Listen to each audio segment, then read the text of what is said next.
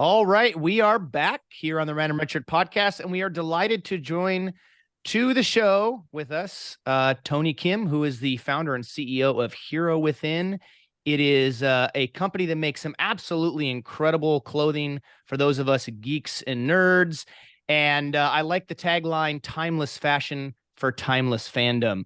They go by the mottos of integrated, empowering, sophisticated, and licensed.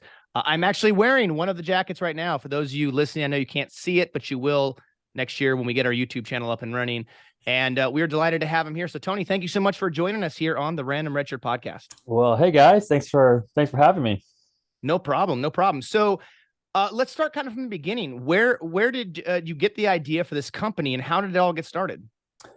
Yeah, before we started recording the podcast, we were talking about conventions a few minutes ago, and I was a lifelong convention geek, and back when before, it was kind of cool to go to a Comic Con now, but yeah, so for geez, I don't know, for past 10 years or so, I was going to cons and just doing all the fan stuff and doing podcasts like this and all that sort of stuff. And then I had I started cosplaying where I was converting.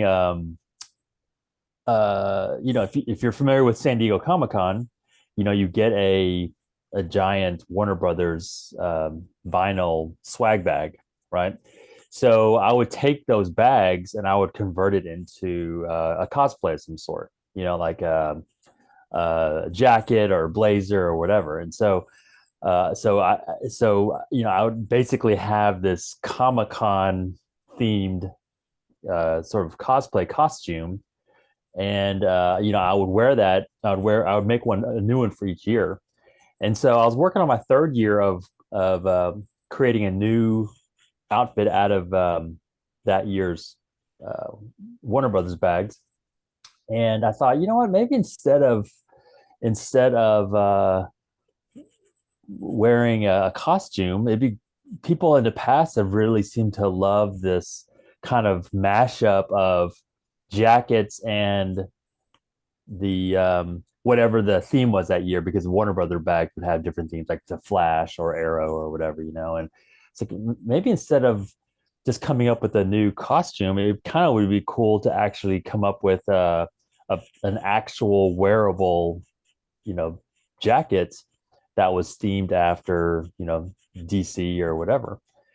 So instead of wearing a costume that year I designed a blazer, a Superman blazer that was subtly themed, but as well as it was um, something that was practical everyday wear for fans, for geeks, And so I basically announced it on my blog that I was going to wear this jacket, and if you see it and you think that might be something that fans would like to or could wear, then let me know. So that year I kind of shopped it around and I took it to all these different industry events and took it to all these different settings, and just kind of got fans feedback on if this jacket existed in the real world, would you be interested in wearing it?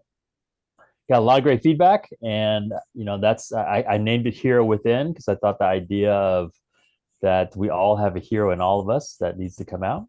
And so that convention came and went, and about 6 months later I was I was meeting with a friend of mine, a designer friend of mine, that we were kind of talking about Here Within, and I was like, man, I really feel like that this whole idea of expressing your fandom, you're allowing your sort of inner hero to come out in what you wear, in fashion.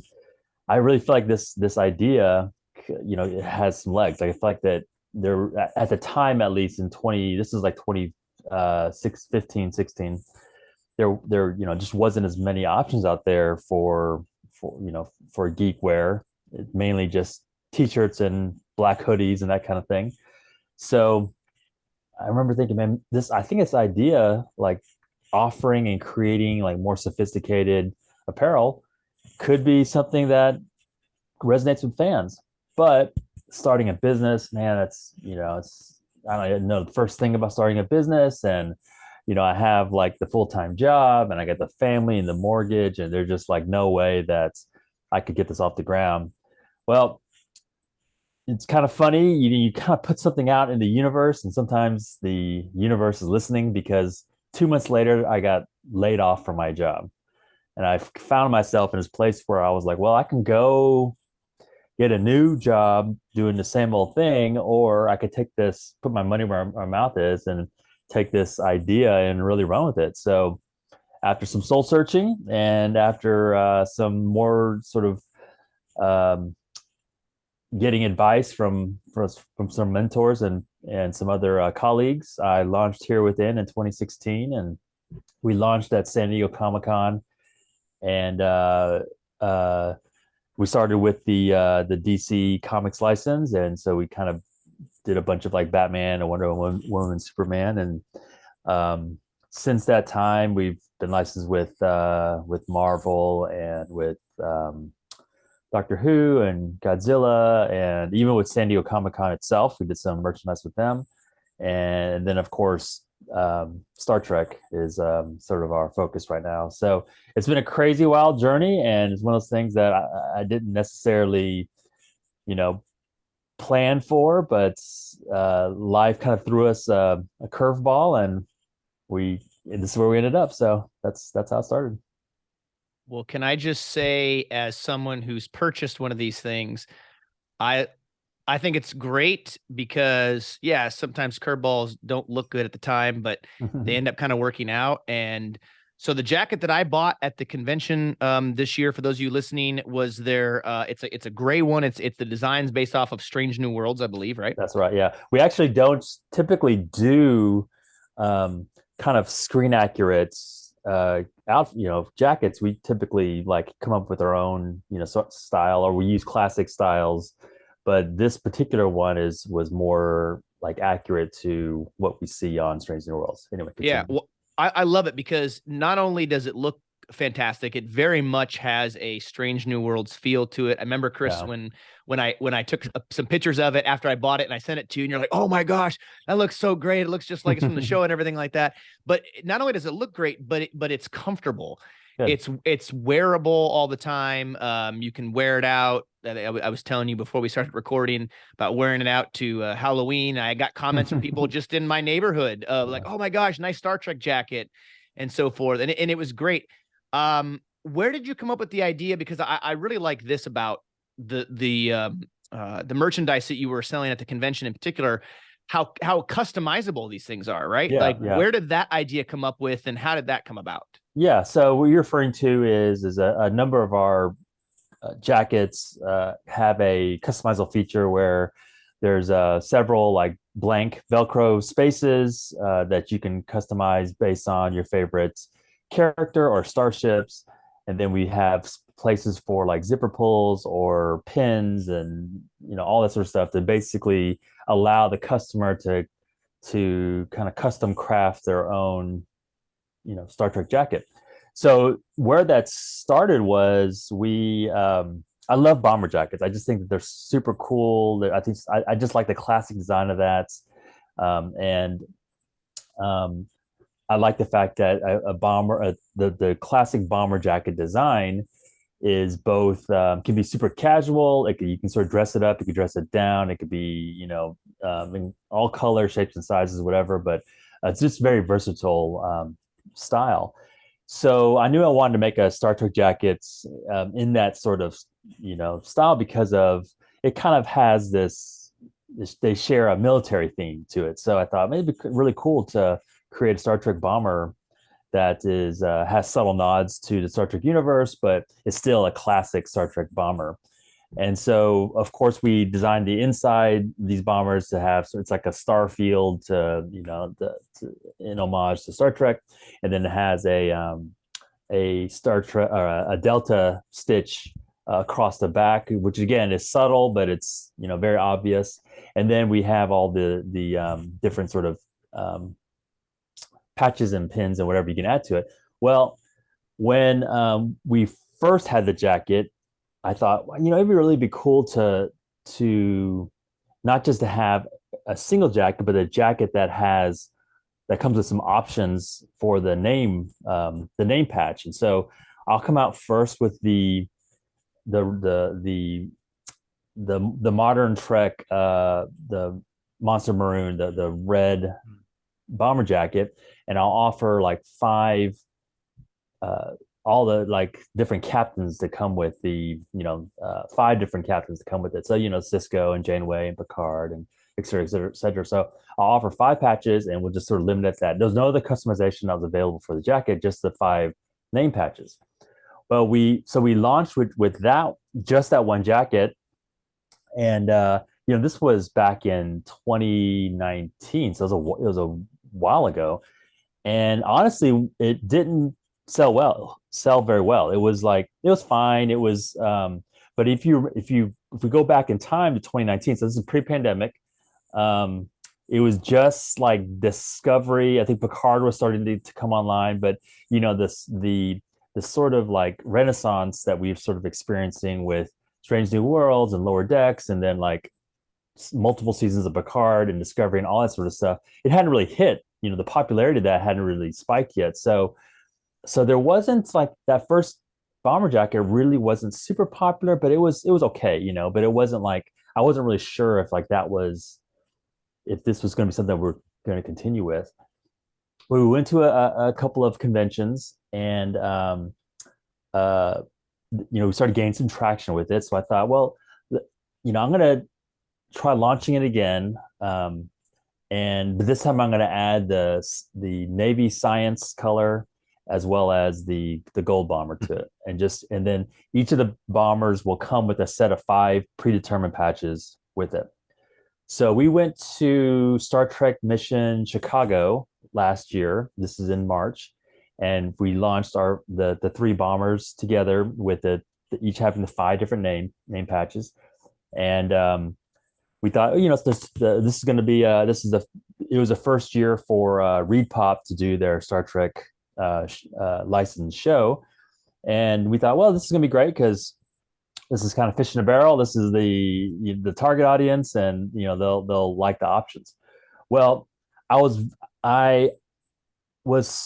a little bit caught off guard with how serious the fans standing in front of 3 jackets with the different name patches, how much they were like labor and toiling over which jacket they would choose based on the name patches. They were just like, I like Picard and Janeway, but then like there's Spock and McCoy over here, and then there's also Sulu and Pike over here, and there was just the fans would spend so much time talking about which character liked with which jacket, and then they of course would ask, well, can I get different patches can I mix and match the patches, which we couldn't because they were pre-packaged with them, and we can do that.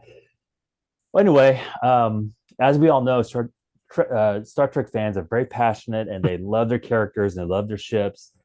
And Star Trek fans are passionate. I know. Who would have thought? They have opinions about things, I know. Yeah. So, I left that show going, my gosh, like I kind of missed it off the mark. Like, yes, the jacket itself is important, and the name patches are important, but instead of just giving people different jacket styles to choose from, let's just blow it all up and just let them choose everything, from the name patches to shoulder patches, the zipper pulls, just like let's give them all the options, and really give what, as Trek fans, we like it the way we like it. We're very particular, and we're very, like we talked about already, are very opinionated. So we thought, for San Diego Comic-Con this past year in 2022, let's just give them the full, a la carte, where they can choose from any number of names and ships and different type of insignias on the shoulders, zipper pulls, and whatever, and then they could basically do what we call like Build-A-Bear, but for Star Trek jackets, where they can really just sort of craft themselves. So it was a real evolutionary process that was that we all the thanks goes to the fans. It was that sort of real time feedback and that sort of process where we kind of did it together to figure out a product that fans would appreciate. So it's been a lot of fun. We debuted it at San Diego Comic-Con, as well as we did it at 56 Year Mission in Vegas, which is where I met you, and then also at New York Comic Con this past year, and then it just went online after New York Comic Con in October, where you can go online and purchase it yourself. So yeah, that's sort of a little long, but the process of creativity is like it's a very chaotic one, and it's a lot of trying things and failing and trying 3 more things and getting a ton of feedback. And so it was a crazy process, but it's been a lot of fun. And I never would have thought that this type of customization would be a part of our business model, because I always thought that, we'll just do just jacket designs and then move on to other designs. But this whole giving fans opportunity to choose, a lot of fans we call it the Admirals package, where you get a jacket, it comes with every option that's available. And then some fans just want 1 patch and 1 pin and 1 zipper pull and just bare minimum. And that's cool. It's just really cool to be able to give fans exactly what they want. And then of course, we get a lot of return customers, because they decide later on that, I want to add a couple more patches to my jacket. So they'll, order a few patches, and then they'll want to, this month they'll want to mix it up. So they'll order some other patches from us as well. So yeah, a lot of fun and very unexpected, but very grateful for the fans who have allowed us to kind of get there with it. I think it's great that there's so much customization that is available to them, because that definitely makes it personal for the person that buys the jacket or buys the apparel, and then they feel they feel very vested, and that they got a chance in creating the end result that they really wanted, and that's great. Yeah. The other part that I really, really, really like is the subtlety, honestly. So I look at it like at the designs, and there's these subtle cues in it, like that either talk about the ship or the captain. And I like the idea that you can wear it and it's subtle, and you can wear it anywhere. You can wear it like if you're a professional, you can wear it to your professional place of work, or you can wear it around. And trick or treating. Yeah. Because to me, and everyone has personal taste, but that subtlety almost like has a level of sophistication in it. With the subtlety. What's been really fun has been the market research that has come from it, because we really get to see firsthand who are the most popular characters, and their thought process behind it. And of course, characters like Picard is very, very popular. And it's funny because in March, when we did Star Trek Mission Chicago, it was before Strange New Worlds had come out. So Pike was not very popular. It was a little bit like people were just not sure, they just weren't sure exactly if they were going to get super excited, as well as they weren't sure about the Gold Bomber, because the Monster Maroon, the Red Bomber, was by far the most popular one with Picard, and Janeway was very popular name patch. But Pike and the Gold Bomber was kind of getting left in the dust. I mean, people were buying them, but it just wasn't as, And then, but then as we got into San Diego and Strange New Worlds had gotten some traction, the Pike Bomber and the Pike name was really popular. And then we have all the different ship options, the Enterprise, Voyager, Defiant, Cerritos. Well, the ships are like crazy popular, like, and I knew they would be popular, but when you get it all out there and you just sort of compare, the Picard, Kirk, and Janeway and all those main characters are like do well, but there's a far distance between them and the ships when it comes to selling. People just love. Yeah, it's really interesting. Like I would have thought that yes, Enterprise would be way up there, but then I would think that the character names would really be in the top 5, but no, those ships, the 5 ships are, win it by a long shot. And so it's really fascinating. I can understand why the red bomber would be the most popular. Being random red shirts ourselves, we can understand why the red one's so popular. Now, okay, I gotta ask this, Tony, because my favorite Star Trek series is Deep Space Nine. Yeah, huge DS9 fan. I grew up on TNG and DS9, but DS9 just edges out TNG a little bit. I'm curious, maybe a little bit of a pitch here from me. Can we get a DS9 themed jacket in the future? Maybe something kind of like the Strange New Worlds one with maybe like a Defiant shipyards patch or like a station patch or something. Yeah, so the next step, our first round of shoulder patches specifically were all the different departments, engineering and operations and whatnot, and so our next and then the one you have is the one from the Strange New World show. The Starfleet Command one. Yeah. Yep. But the next step is the more specific to TV shows, like the different ship patches, as well as things like DS9 and others. And so we're definitely going to start drilling down more to be able to give fans more options. And so we're super excited about that. Well, you can count on me ordering anything DS9 that you guys make is probably going to get ordered by myself. So that'll be great. Yeah. Exactly. Unfortunately, Cisco doesn't get as much love as I was hoping. Boo. Yeah, he should get more love. He should get more love, but there's obviously a lot of fans out there. But in comparison to some of the other captains, like Picard, you know what? I take that back. Archer really gets buried. Archer gets left. He's way left in the dust. I don't know why either. Enterprise is so underrated, in my opinion, amongst Star Trek fans. Mm-hmm. I don't know if it's just because it only got 4 seasons, but Enterprise is. Well, I know, Chris, you're a big fan of Enterprise too. So, my theory is that we had such a long run of back-to-back TV shows that I do think that there was just some fatigue there by the end.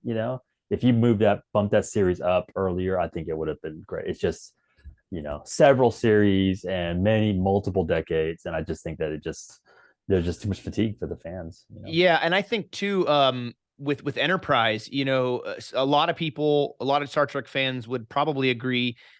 Enterprise's best season was probably season 4, and that's when it ended. Yeah, right. And that show was really in the making of skyrocketing from there with the Romulan Earth Wars and all the stuff that could have come out of that, right? At the early beginnings of the Federation and the founding of the Federation and all that, it would have been spectacular. And I think you're right. I think it would have been earlier on, like if it had been either between DS9 and TNG or DS9 and Voyager, you might have gotten the 7 seasons, and then I think it'd be a whole different conversation. Yeah. I remember even as a fan, when that first came on, I was so jazzed for it. And I remember the Rod Stewart theme song came on, and I was so offended by it. I thought that this is like a lyric song, and it's so different. But hold on. So I was like, this is terrible. And then I started week after week, year after year, and even now, years later, I'm like, I think it's the best Star Trek intro out there. Really? I love it now, and it was so unexpected because I hated it at the very beginning, but the lyrics of it with the visuals and it going through time and all that, it's strangely has just won me over.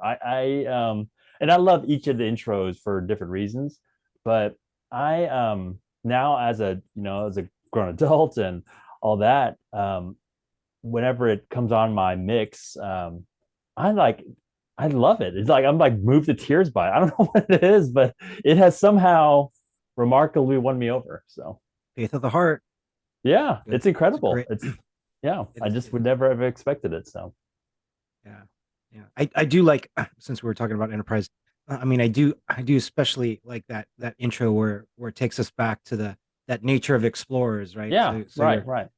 Honestly, I think Strange New Worlds and Enterprise are they're like two brothers from a different mother. I just feel like that the idea of it is very, very, very similar. So again, I think just timing of it, timing in the market, and all that. But yeah, anyway, but we would love to do more specific patches. One thing I thought of about was, Enterprise has a great shoulder patch design from their uniforms, and so that's going to come out too, that we can add. So so all that sort of stuff we'll be bringing into our collection as well. I was going to ask you, besides just the patches, is there any talks of designing jackets, like an actual full-on jacket to mirror one of the shows like DS9? Or I'm thinking like with Enterprise, right? You had those kind of denim colored ish looking like flight suits that are more closely to what people wear nowadays. Yeah. And that could even be kind of a cool design too, with they're not braids, but like the strips of colors for the different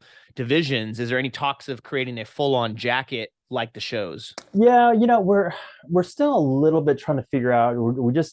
We like I mentioned earlier, our style and aesthetic is a little bit more of the classic fashions. Like I mentioned, the bomber jackets, and we do different types of hoodies, and we have we call it our tactical heavy jacket, which is sort of like a motorcycle style jacket. And so we don't want to veer too far into the again, the like too much into costuming look. The Strange New World jacket is a little bit of a anomaly in the sense that when it first came on screen, I was like, I fell in love with this jacket immediately, right? And I mean, we got messaged like crazy. People after that night, people were all like, "Are you going to offer this jacket?" Because it was, So I didn't want to really make any changes to that particular design because it was so popular. People just loved it so much.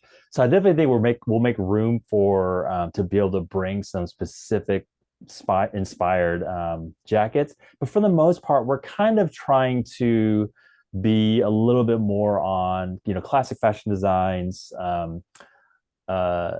And just kind of give subtle, nods to it. So, like everything, like the spirit of Star Trek. I mean, the whole idea of exploring and discovering and trying new things. That's what we're kind of in right now with Star Trek. Because again, we're just doing all the customization features and trying to figure out like how far can we sort of take this idea, because, will we forever offer all this sort of customization? Maybe not, but for right now, I feel like this is what we're trying to do. And because of input like you guys and from the fans, we're just trying to figure out what's sort of, what's next. So yeah. Well, I'm glad you guys you kept close to the Strange New Worlds jacket that I bought, because I love this. This jacket's awesome. Yeah. It's so well designed. It looks great, and it can be dubbed, quote unquote, as an everyday jacket. But also what I like too is if you want to, like, you kind of go back to what you talked about with cosplaying, right? If you wanted to do like kind of more of a casual cosplay, you could take one of the bomber jackets that you guys made, customize it. You could take this jacket that looks like Strange New Worlds, and you could do more of a relaxed cosplay and still present perfectly. Yeah. So yeah, that particular Strange New World jacket sold out very quickly, and so we recently just reopened our pre-orders, and we're gonna be back in stock in maybe early to mid-January. We'll be back in stock with those. We had so many people that were like dying to get their hands on it. So yeah, a lot of fun. And I've been a Trek fan since I was a little boy, so I would have the thought that like making Trek apparel officially licensed for fellow Trekkies is like a dream come true. So yeah, that's awesome. That's great. I'm gonna have to get either a jacket similar to Zach's, or but I gotta say the tactical jacket looks really, really cool. That one's got a lovely. Well, that's perfect for if you live in Alaska. Yeah. That's your jacket, because it's our heaviest jacket that we offer, and I can't imagine wearing anything less than that in Alaska. So yeah. Are you in a particular area? And forgive me for my ignorance. Are you in a particular area where like you are in snow currently? Like, is that your situation? Yeah, so this week is like, this week happens to be a week where we had our record snowfalls. So we're dealing with record snowfalls, and I've been shoveling and doing plenty of phases of phases of snow shoveling at my house. So Oh my been gosh. doing that. That tactical heavy jacket, Chris, might be perfect for the weather you're right now. Yeah. Well, even Yeah. I mean, I lived in Alaska for 3 years, which is where I met Chris. And while I was up there, even the summertime, it doesn't get like crazy hot up there. I mean, if Yeah. it were to hit 80 degrees up there, correct me if I'm wrong, Chris, Alaskans start to melt at 80 degrees. Yeah. That's the melting point of Alaskans, I think, right? It Yeah, doesn't they're- get very warm up there. So how many months out of the year do you get snow? Like late October through March. Yeah, Oh, okay. we'll get Well, snow. it's Yeah. significant amount. Yeah. So that jacket will come in. Here in Yeah. Southern California, as soon as it hits, below like 66, it's like it's Arctic tundra. Yeah, no, that tactical jacket will be really good, and I like that Yeah. you can customize it too. So Yeah. you can put all different kinds of things. It's actually, I'll be honest with you, Tony. When I was at the convention, I was looking, and my buddy's actually the one that originally saw the Strange New Worlds jacket, and as soon as he grabbed it, I was like, I got to get that. Like, I have to get it because Strange New Worlds had come out. I'd watched the Yeah. whole first season before the convention. I love Strange New Worlds. It's getting modern Trek back to what Star Trek's really all about. Absolutely. So when I was looking at you guys almost had kind of like a menu up on the wall with Yeah. all these different options for customization, and I was just blown away. I was like, oh my gosh, one of everything, and then all that, and then add a couple more. So there really is a lot. So certainly a lot of options there, even like on that tactical jacket, like you're talking about, Chris. Yeah. Well, it's unfortunate that for as many years as Star Trek has been around, that really clothing, it just hasn't really evolved that much. I mean, you get the screen print big graphic tee that we've all seen, and little pithy little sayings, whatever. But other than that, like for a property that's been around for many decades, there just has not been, the clothes to really reflect a modern era, so I'm hoping to, our vision is to sort of fill a need to where people can wear things to work and to play and to to socialize and whatever, and where it doesn't necessarily like scream Star Trek, but it's something that's like you can wear anywhere. And so so I'm hoping that with the success of this last collection, that this will be just the beginning of many more to come. Yeah, that's great. And now, so you're a Star Trek fan, but it looks like you've got other collections in there as well. Yeah. And I'm a Doctor Who fan too. And I see you've got Doctor Who there too, and DC too, and Yeah. That's great. Do you have any others that you'll expand to? You've got a lot, like Marvel's in there as well. Yeah. So we're always working to see what we can expand into. We just basically the pandemic really created some, as for a lot of businesses, really created a lot of shifting and a lot of pivoting. And it was like everybody else, it was really tough on us, and our capacity was really challenged during the pandemic. And so we've been really trying to focus more on certain brands and really build it out, and try not to get too watered down, because we kind of found ourselves during the pandemic under a lot of pressure, and there was the market was really struggling, and we just were juggling too many, trying to get too much product out, and that could really break a company, right? So we're not trying to do too much, and we're not trying to overload ourselves, but we're really trying to focus and make sure that fans really get what they want, and not feel like that they're kind of getting just not getting constantly teased about stuff. And so that's why during this particular season, we're really focusing on Star Trek for 2022. Next year may bring some a new focus and some new merchandise. I can't really go too far into those type of details. But we're not a big company, and there's just a handful of us, and so we can't just be rolling out constantly new things. And so, but yeah, we're just but we're really proud of our partnership with Paramount, and really really impressed with them as a company, especially considering what happened in the pandemic. They don't have the current support of major movie releases, and they really focused on all these streaming shows, right? So when you consider all their competition, like Marvel and DC and all these like big studio companies, Star Trek, I feel like has just been just has really really done an amazing job, I think, of really bringing awesome new contents to the fan base, and without the support of the cinematic universe. And so all these streaming services or streaming shows have been incredible. And so but as a company, they're really great to work with, and we're really proud of the work we've done together with them. And yeah, we can't wait for chapter 2.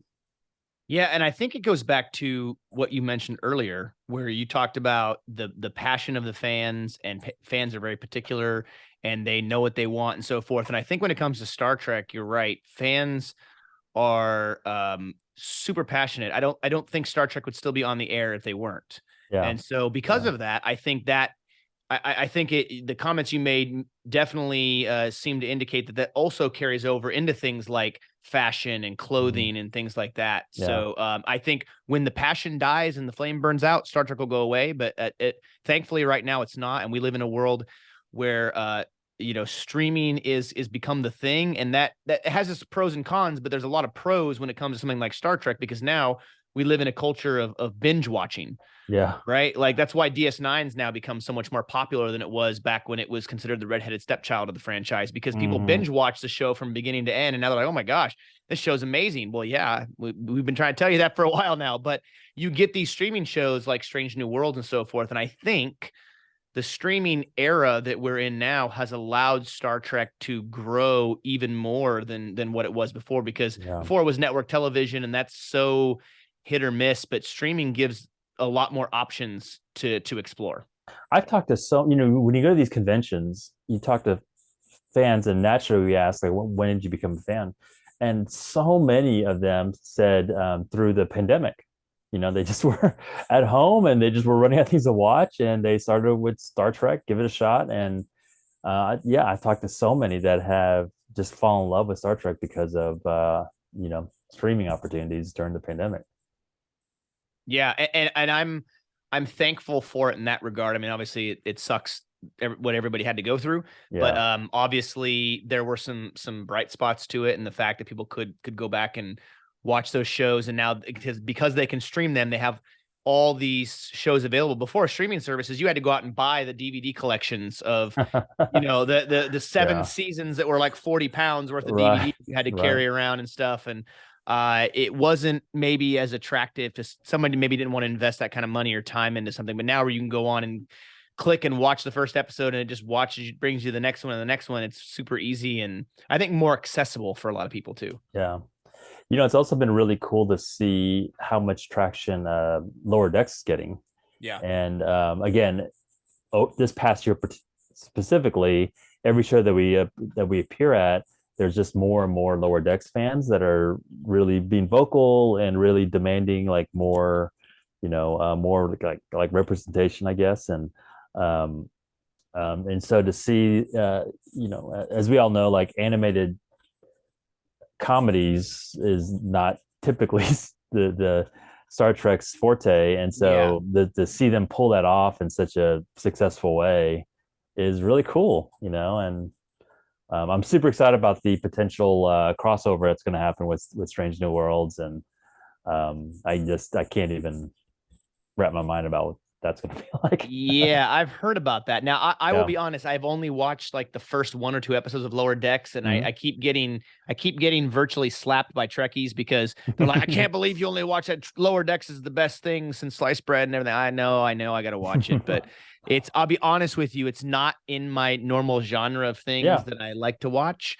But I know I got to give it some more. Chris, have you had a chance to watch Lower Decks yet? I can't remember if you've had a chance to watch any of that. I have not. I have not, but I'll get there. You know, Yeah, with the that if you are a long-term fan, it really is great because there's so every episode is just chock full of different references and Yeah, homages and lots of whatever. Easter eggs Yeah, from a all the lot of different Trek Easter classic eggs. series. Yeah. Yeah, and you don't have to really know them to enjoy the show, but just a lot of Easter eggs, and some are like blaringly obvious, and then they do have some appearances by some different main characters.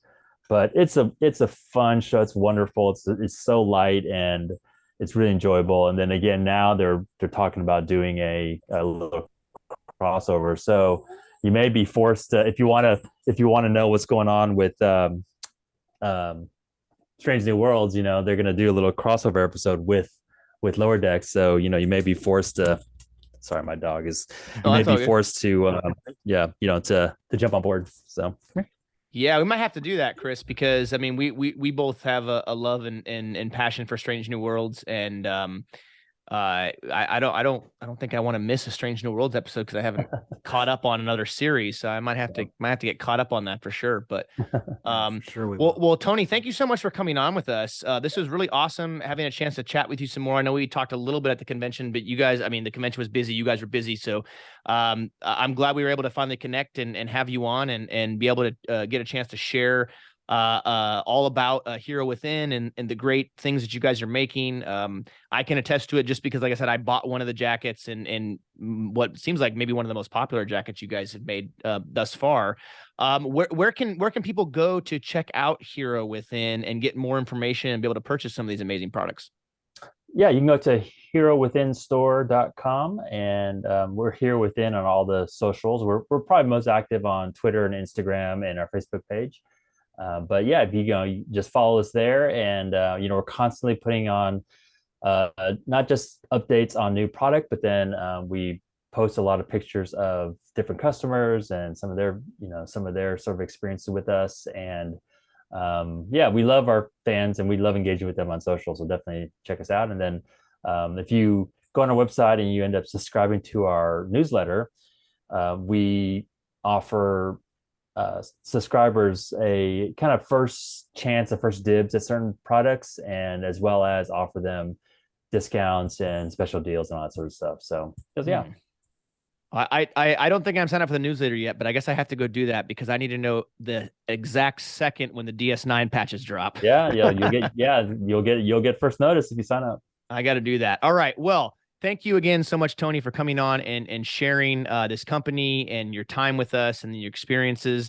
Because I love the product so far. I love the attention to detail, and I think when it comes to stuff like this, I think it's this kind of stuff, like whether it's clothing or any kind of merchandise that involves Star Trek. I think it's very evident when fans make it, right? When somebody is a fan of the particular show or whatever it is that's there at designing and making these product, it's very evident. And so I think that your passion and your fandom for the Star Trek franchise certainly comes through in your company as well as the products. And so we do appreciate you coming out there and representing us fellow Trekkies and nerds in the products you're making. We really excited to look forward to the things you have to come in the future. Yeah, I know you have an Enterprise there floating in the background. That's great. And and of course you have the greatest comic book character of all time on there, Batman too. So well, thanks so much. I mean, it's one thing I love about the fandom is that there are Star Trek fans everywhere. And there are, I mean, every city around the world, and I do a ton of conventions, and the big ones and small ones and everything in between.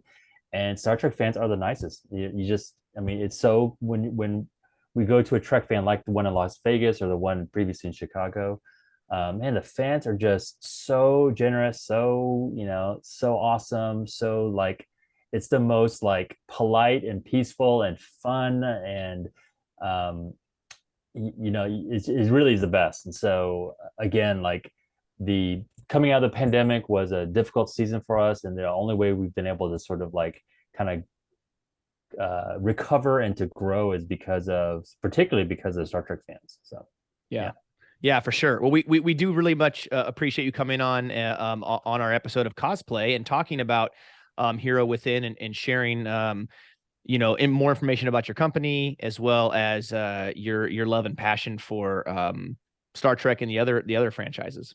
great. Well, thank you so much, and hopefully we can do it again sometime soon. Yeah, absolutely. And hopefully we'll see you next year at the Star Trek convention, the 57-year mission, That's I think is right. what it's called, That's right. back at the Rio, hopefully. So yeah, well, this was great, Chris.